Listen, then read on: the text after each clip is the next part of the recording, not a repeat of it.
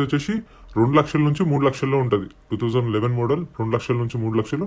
So ఈ prices కూడా వాళ్ళు చెప్పిన ప్రైజెస్ ఆప్షన్ టైంలో నేను రాసుకొని దాని తర్వాత ఈ వీడియో చేస్తున్నాను. సో ప్రైజెస్ అయితే వాళ్ళు చెప్తున్నాను.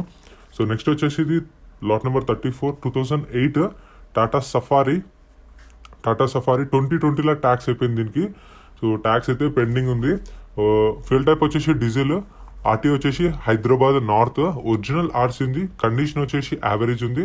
మీటర్ రీడింగ్ మెన్షన్ చేయలేదు, చెప్పాను కదా మీటర్ రీడింగ్ అని వెహికల్ కండిషన్ యాడ్కి వచ్చి చెక్ చేసుకోవాలి. అండ్ ఇక్కడ ప్రతి గురువారం జరుగుతుంది, మీకు ఆల్ టైప్ ఆఫ్ వెహికల్స్ దొరుకుతాయి.